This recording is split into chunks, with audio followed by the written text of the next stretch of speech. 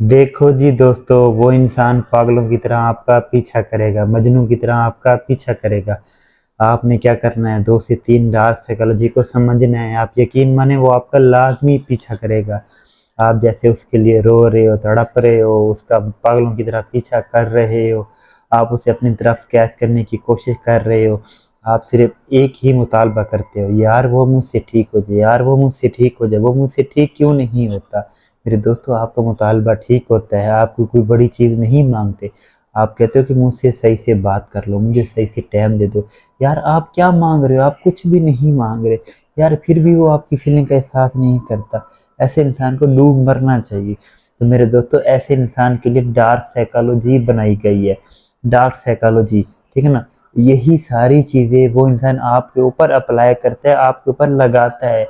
लगाने के बाद आपको यूं तड़पाता है, आपको बहुत ज़्यादा गमगीन कर देता है, आपको पागल बना देता है, आपको अपना होश भी नहीं रहता। क्योंकि ये डार्क चीज़ें जो होती है ना, अगले इंसान को अपनी तरफ कैच करने के लिए इस्तेमाल की जाती है।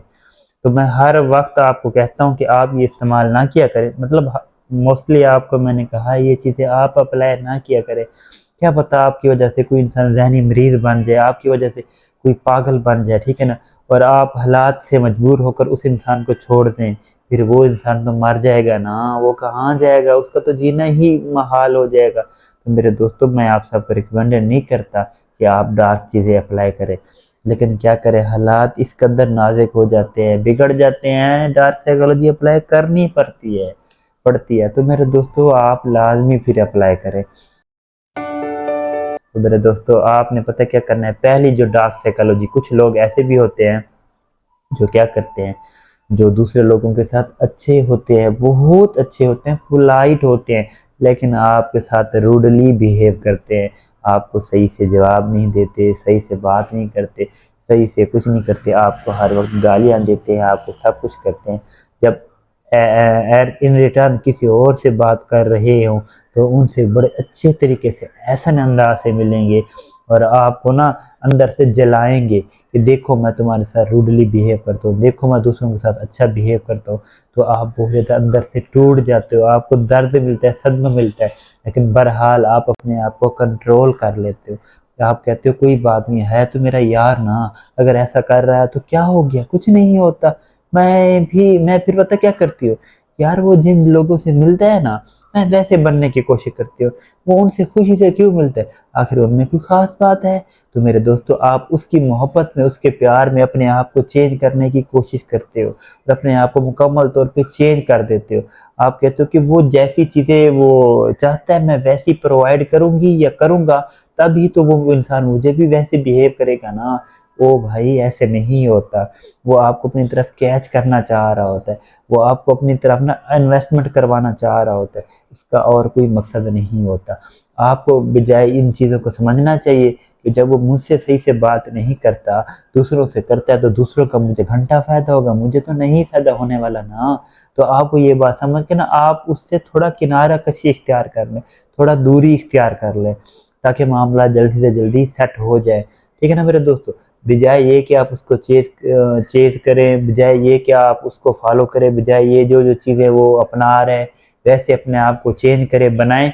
ऐसा करने से कुछ भी नहीं होने वाला। ऐसा करने से ना आप अपने जहन को ना मजीद वीक बना रहे हो, मजीद उसकी तरफ क्लोज होते चले जा रहे हो। आप क्लोज होते होते होते ना आप भूल जाओगे। फिर वो इंसान आपको क्या कहता है, गोली मारने की धमकी देगा, आपके साथ कुछ भी करेगा ना, आपको हमेशा वही सच्चा लगेगा। क्यों? क्योंकि आपने अपने जहन को मफलूज करके रख दिया है, अपने जहन को ख़त्म कर दिया है, अपने जहन को एक इंसान के लिए निकाल के फेंक दिया है।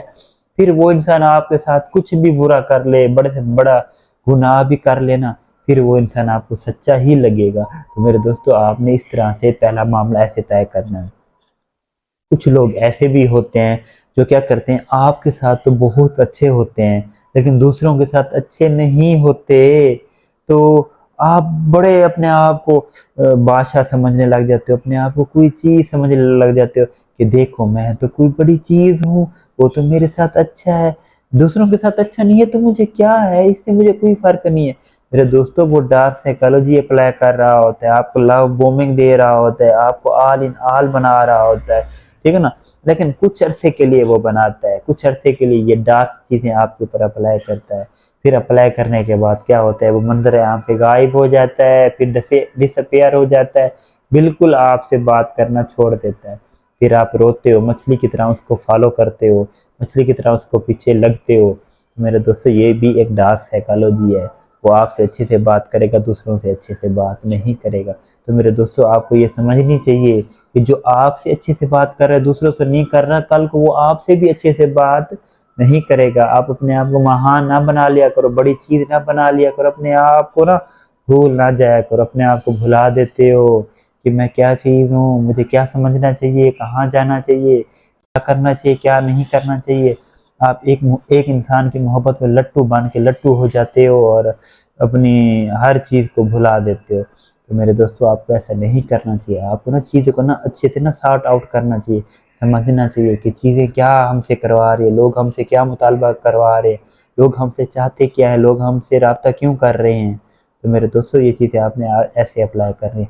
उसके बाद आखिरी डार्क साइकोलॉजी, कुछ ऐसे भी लोग होते हैं जो आपके साथ भी ठीक होते हैं और पूरी दुनिया के साथ भी ठीक होते हैं। तो मेरे दोस्तों वो तो सबसे बेस्ट होता है ना। जो इंसान आपके साथ ठीक है, अपने इर्द गिर्द के माहौल के साथ ठीक है, वो तो मुखलिस इंसान है ना।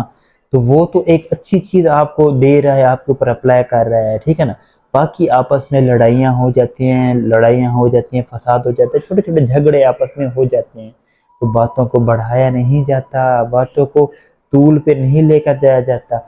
छोटी सी बात होती है ना, आप उस पर गुस्सा करके उस छोटी सी बात को ब्लंडर बना के आगे वाले इंसान को छोड़ कर चले जाते हो, उसे बुला कर देते हो, उसके नंबर डिलीट कर देते हो, उसको क्या से क्या कर देते हो।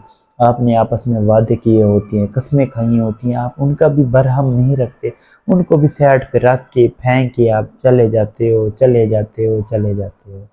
वो इंसान आपकी राह देखता रहता है, रोता रहता है, रोता रहता है। यार क्या है, एक छोटी सी तो मिस्टेक है ना, उसको अब दिल पे हाथ रख के उसे माफ कर दें तो क्या हो जाएगा, मामला आपस में सेट हो जाएंगे ना। आप ऐसा क्यों नहीं करते। आप लड़की हो, आपको ये करना चाहिए, आप लड़के हो, आपको ये करना चाहिए। यार आपस में दिल बड़ा करोगे, आपस के मामलात को सही से तय करोगे, छोटी छोटी बातों को इग्नोर करोगे, छोटी छोटी बातों पे गुस्सा नहीं करोगे, एक दूसरे से अगर आगे वाले की गलती है, अपनी गलती है, माफ़ी मांगो, आगे बढ़ जाओ, मामला सेट कर लो, ठीक है ना। तो इस तरह मामला बिल्कुल सेट रहेंगे, कभी भी कोई मसला नहीं बनेगा। बाकी जिन बातों से आपको हम रोकते हैं उन बातों से रुक जाया करें, जिन बातों का आपको कहते हैं वो किया करें। आपको इंशाल्लाह लाजमी रिजल्ट मिलते रहेंगे। ओके जी, इसी बात के साथ अपने मुर्शिद जी को इजाज़त दें।